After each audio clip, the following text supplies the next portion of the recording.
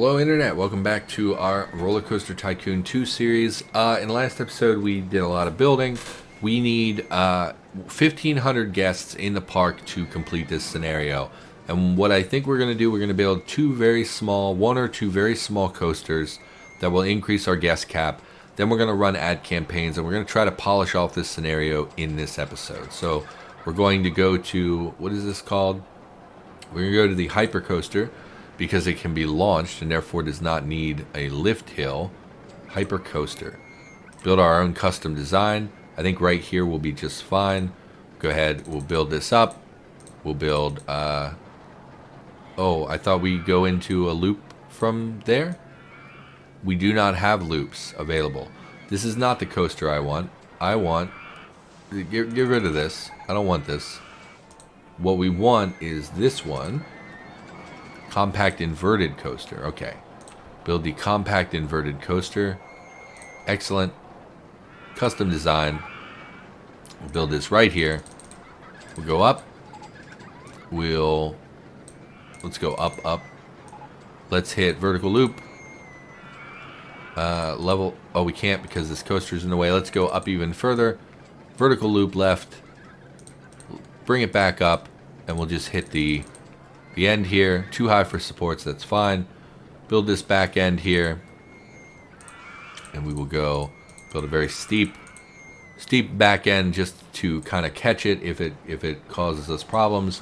We're going to go to powered launch. Oh, reverse incline only. So not exactly what I wanted. Okay, that's okay. We can build a reverse incline where we do the chain lift, and we'll do that. Actually, we don't really want it to be so high. And we'll go ahead and test this. Okay, we're going to go... What is the problem? Oh, I need an entrance and an exit. Yeah. Again, this is just about raising the number of guest cap. So we really don't need this to be like a great queue or really reliable in any way. We got the cash machine unlocked. I actually don't think we want the cash machine because we want to encourage kids to leave when they have no money. We did not make it through the loop, so I don't think that that's going to be very exciting. We'll look at these numbers and then see what they are, but again, they're almost irrelevant. I mean, they are completely irrelevant. Medium. Makes no sense to me, but we'll do it. Great. Open it up. Boom. Can we duplicate this ride? Name ride. Construction. Cannot do construction. So I don't think we can copy a blueprint. Refurbishes the ride. No. I would like to copy the blueprint of the ride. Pretty terrible. Okay, can't seem to do that. We're currently at around 1,100 guests. I think we just run the ad campaigns and we will basically get... we'll advertise, I don't know, what's a good ride? I mean, this one's pretty good. What's this one called? Spiral Roller Coaster 1. Great. We'll go for a month with that. Start campaign, advertising for the park for a month. Free food or drink, sure. For free wonton soups for 2 weeks. Half price and free entry, no, we don't want that because it's where our cash is coming from. I mean, we can do half price entry for 1 week. No? Okay, we're just not going to do that one. And I think now we just sit back and relax and watch the guests come piling into our park. Seeing a lot of kids coming in. I suppose we could build another coaster while we're doing that. Just because then we're not just sitting here. So we'll go... What was this one called? Compact inverted? Great. Custom design. We'll build it right alongside this one here. Great. We'll go... Once again, we'll just go up. Do a loop. And we'll take this thing back up as high as possible to catch them. And then we'll make the reverse incline on this one a little higher so they at least go through the loop. Because it's pretty terrible that they don't even get through the loop in the one we built previously. Yes, we need an entrance and an exit. Test. Not complete. Yes, well, that's why we do reverse incline mode. Test. Let's check out the car. Let's watch the train, I mean. Goes up. We're at 1,100 guests. We're still at basically a maxed park rating. Okay, this seems to be working just fine, so we'll go ahead and open that up. We'll take a look at those statistics. Park rating is 999, so we have maxed things out. We're doing a great job. According to every child in our park, we are doing a great job. Medium, high, that sounds fine. We'll open that up. I don't think not having a queue really negatively affects a ride. I'm not really sure how that works. It looks like a kid will wait in the doorway until they're ready to load. Our park has, okay, our wonton soup thing is no longer running, which is fine. We only got up to 1,200 guests, however. 1,240. Merry-go-round 1 is broken down. Maybe we just want to continue running ad campaigns. Free food or drink. We'll go wonton soup again for 4 weeks. Sounds fine. The guests did not tick up. I thought advertising would be a little bit more potent than it actually is. So that's not great. We are charging $30 to get in. We'll go to $35. We have a lot of rides. We have a fair number of coasters. I think we're doing okay. I thought those numbers would go up a little faster. Let's jump up to a very fast speed. Our numbers are increasing, not as fast as I expected. There's really not much else we can do with flat rides because we've done all of it. So all we can really do is build more coasters. And the coasters take a lot of space as well as a lot of money. We're at about 1,300 guests, and we seem to be stabilizing. We're losing guests. We're evening out around 1,320 guests. Okay, I think if we just continually run campaigns, we would reach a break-even point. But I think instead we're going to build additional roller coasters, and we're just going to use these pre-built Siege Breaker. Sure, I have no idea where to put you. Like, literally no idea where to put you. Where's the... Okay. Turn it this way. Let's turn our view so we can see. Okay, I mean, we can just connect the path. This is not obviously a pretty thing or the best way to do it. But again, my goal was to quickly finish off this scenario.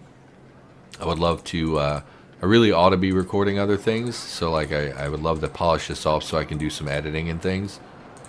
Okay, there we've opened this thing up. It adds this path, which I don't love, but really doesn't matter. The kids in the park love it, so it's like, you know, does it really matter if some of them get lost? Our park rating is barely going to take a dip at all. You know, I don't think it's a very big deal. Add some benches. What is this? Weird curved benches? Sure. Curvy benches. They look like bar stools. Don't really know what the deal with that is. And I think we'll just hit the marketing campaigns again. Particular ride. I mean, what is this thing called?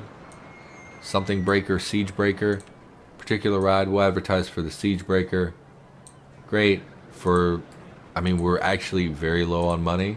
For 5 weeks. Campaign for the park. How much money do we have? We'll spend every penny we have. And then we'll just sit back and watch the guests come in. You really like RollerCoaster Tycoon. I know that, you know, it's very simplistic. It's one of those things that, like, I gotta imagine a lot of people really don't want to watch this on YouTube. You know, it's not like most people on YouTube, from what I've been seeing, is that they come to a channel for like tutorial content, and then once they've been there for that, they stick around because they like the creator. So like, for a lot of games I watch, you know, people do, like, there's even a guy who does RollerCoaster Tycoon stuff, and like all of his stuff is very tutorialized, where he's teaching you like the best way to do this and the lowest priced rides and things like that. And it's like people go to his channel because they really like his tutorial content, and then if he expanded into Let's Plays, I think he'd be successful, because even though they came for the tutorial content, they stayed for him. And for me, it's like I feel like I'm doing the wrong thing. I'm just trying to play games because I love games, and I think people are more interested in actual tutorial stuff, which I'm trying to do more of. I want to do more of that for Cataclysm.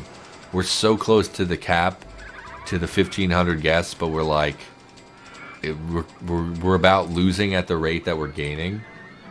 Can we do more advertising? Free food or drink? Who wants free coffees for a month? Great. I'll even go, you know what, half price for 2 weeks. Go nuts. That should really drive up our numbers, I think, and that'll put us to the cap. We're so close. And we basically ran out of space to build things in the castle, so like it's the perfect time. I mean, we have space, I guess. We could have squeezed some more in here. But without the flat rides, it's so hard to really put things in a narrow area. We have achieved our objective with a company value of $207,704. Go ahead and put our name in for the scenario chart. We were the best value park award, I assume, because we had low entry cost filled with, and our park was filled with a variety of coasters. We also got an award for the park with the best roller coasters, which is pretty interesting because I built a lot of them myself, and most of them are not super high on the statistics.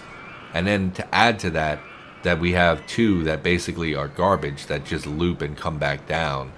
So the fact that we're actually like best coasters really surprises me.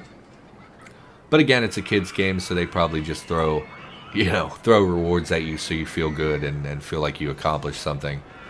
So they get them on-ride photos, kids. We really need all the money we can get. So yeah, we've completed the, Castle Crashers? Cliffside Castle scenario. Unfortunately, this is only like a 10-minute episode, but that's okay. I mean, there's plenty other RollerCoaster Tycoon 2 on the channel. If you're interested, go check out my other playthroughs. So that's going to do it. Thanks for watching. Hope you enjoyed the episode. If you did, maybe consider liking, commenting, and subscribing. And of course, we'll be back with more stuff in the near future. And I'll see you in the next episode.